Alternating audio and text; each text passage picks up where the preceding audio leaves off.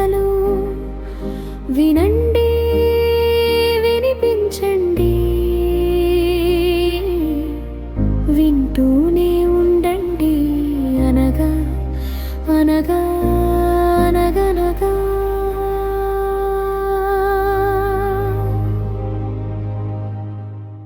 ఆవేశానికి, కోపానికి ఎప్పుడైనా అనర్థమే ఉంటుంది. ముందుగా మోహనవాణి శ్రోతలందరికీ హృదయపూర్వక ధన్యవాదాలు. నా ఆధ్యాత్మిక మరియు భగవద్బంధువులందరికీ నా హృదయపూర్వక నమస్కారాలు.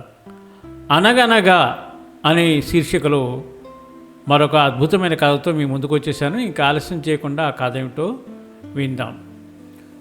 భాస్కర శర్మ, కమలమ్మ అనే దంపతులకి లేక ఒక పుత్రుడు జన్మించాడు.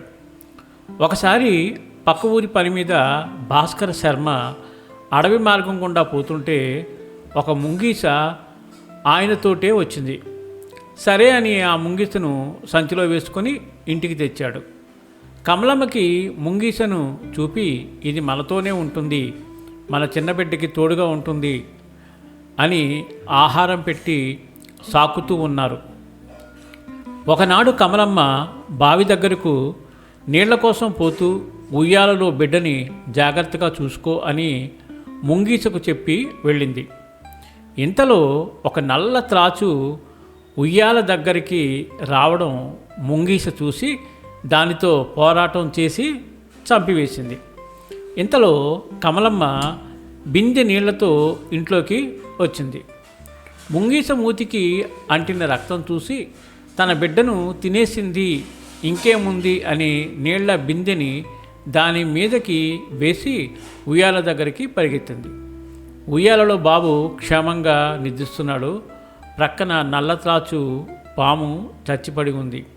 అరే, ఆవేశంలో అనాలోచితంగా పాపం ముంగిసను చంపివేశాని అని బాధపడింది. ఇది జస్ట్ మనకు పెద్దలు చెప్పే కథ. ఆవేశంతో తీసుకునే నిర్ణయాలు బాధని మిగులుస్తాయి. మనిషి ఆవేశంతో క్షణంలో చేసే హాని అది ఇతరుల జీవితాన్ని బలి తీసుకుంటుంది. క్షణిక కోపంతో, ఆవేశంతో, అనాలోచిత నిర్ణయం వల్ల ఎంతోమంది జీవితం జైలు శిక్ష పడి ఎందుకు ఆవేశపడ్డామా అని కుమిలిపోతూ ఉంటారు. మార్కులు తగ్గినాయని, ప్రేమ విఫలమైందని, ప్రేమ నిరాకరించింది అని క్షణిక ఆవేశంతో ఆత్మహత్యల వలన ఎంతోమంది జీవితం ముగిసిపోతుంది. మనిషికి ధనం, సంపదలు, లగ్జరీలు, విలువైన దుస్తులు, ఆభరణాలు కాదు కావలసినది. మనిషికి కావాల్సింది ఆత్మధైర్యం, ఆత్మవిశ్వాసం. సముద్రం కంటే విలువైన సహనం, ఓర్పు. ఇవి లేనప్పుడు ఎంత ధనము ఉన్నా క్షణికంలో తీసుకునే ఆవేశంతో జీవితం నిరర్ధకం అవుతుంది. మనిషి ఎంతసేపటికి భగవంతుని ముందు కోరికలు అడుగుతాడు, కానీ కోరికలు నెరవేరిన తర్వాత వచ్చే అనర్థాలకి, క్షణిక కోపం, ఆవేశం వలన జీవితం కోల్పోతాము. ఆపద సమయంలో, క్రిటికల్ సమయం ఎదుర్కొనే ఆత్మస్థైర్యం, ధైర్యాన్ని ప్రసాదించమని దైవాన్ని ప్రార్థించాలి. ప్రతిరోజు మనశ్శాంతి లేని జీవితం వ్యర్థం కదా.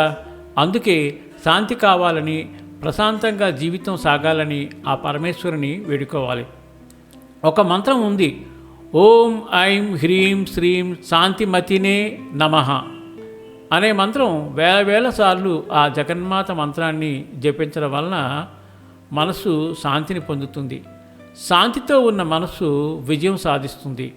ఎప్పుడైనా సరే జీవితంలో సహనానికి, శాంతికి, ఓర్పుకి శక్తి ఉంది. ఆవేశానికి, కోపానికి ఎప్పుడైనా అనర్థమే ఉంటుంది. ఇది చాలా అద్భుతమైన విషయం. ప్రతి మనిషికి ఈ ఆవేశం, కోపం అనేది ఉంటాయి, చాలామందిలో ఉంటాయి. దాన్ని కంట్రోల్ చేసుకోవడమే మనకి అన్ని వేళలా మంచిది. లేకపోతే చాలా అనర్థాలు వస్తాయి. ఉద్యోగస్తులు ఉద్యోగాన్ని కోల్పోతారు. అలాగే సత్సంబంధాలు ఉండే వ్యక్తులతో సంబంధాలు తెగిపోతాయి. ఇలా రకరకాల పరిణామాలు ఎదుర్కోవాల్సి వస్తుంది. కాబట్టి కోపం, ఆవేశం తగ్గించుకోవడానికి ఇక్కడ ఇచ్చిన ఓం ఐం హ్రీం శ్రీం శాంతి మతినే నమః అనే మంత్రాన్ని జపించుకుని మనలో ఉండే ఆ రెండు చెడు లక్షణాలు, ఆవేశము, కోపము, ఇవి రెండు తగ్గించుకోవడానికి ప్రయత్నించి మనశ్శాంతిగా ఉంటూ దేవుణ్ణి ప్రార్థించుకుంటూ ఎల్లవేళలా సుఖ సంతోషాలతో ఉండాలని మనస్ఫూర్తిగా కోరుకుంటూ సర్వేజన సుఖనభవంతు, లోకా సమస్త సుఖనభవంతు. ధన్యవాదాలు. స్వస్తి. వాయుపుత్రుని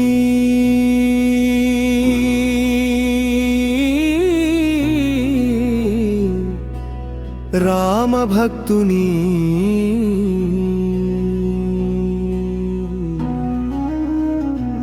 అంజనీసుతుని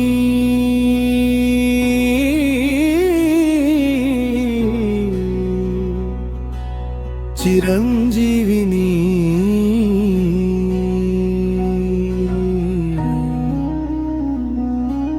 కీర్తింపమనం ఎంతడన్యులమో గదా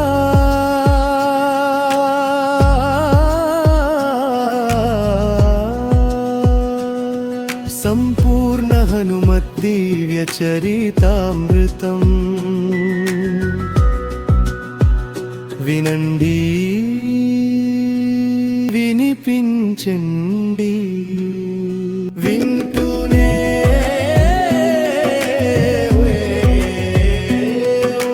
ఉండండి.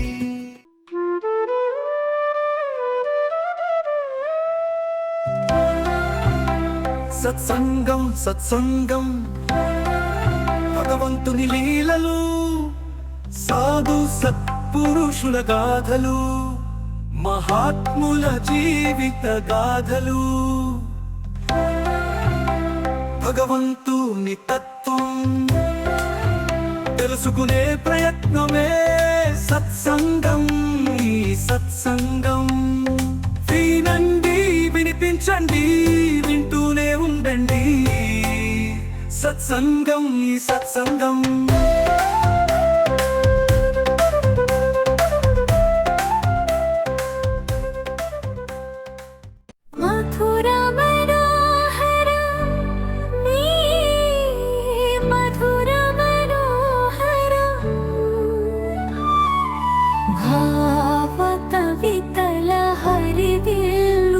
మనసు పులకింతల విరిజల్లు, నీ మదిని దోచే మయమరపుల ప్రణయ జల్లు, హృదయాన్ని స్పృశించు భావగీతాలు, మధుర మనోహర నీ మధుర మనోహర. మన మోహనవాణి కార్యక్రమాలు మీకు నచ్చినట్లయితే వెంటనే ఒక లైక్ చేయండి, అలాగే కామెంట్ చేయండి, ఎక్కువ మందికి షేర్ చేయండి. సబ్స్క్రైబ్ చేసుకోకపోతే వెంటనే మన ఛానల్కి ఇప్పుడే సబ్స్క్రైబ్ చేసుకోండి. ధన్యవాదాలు.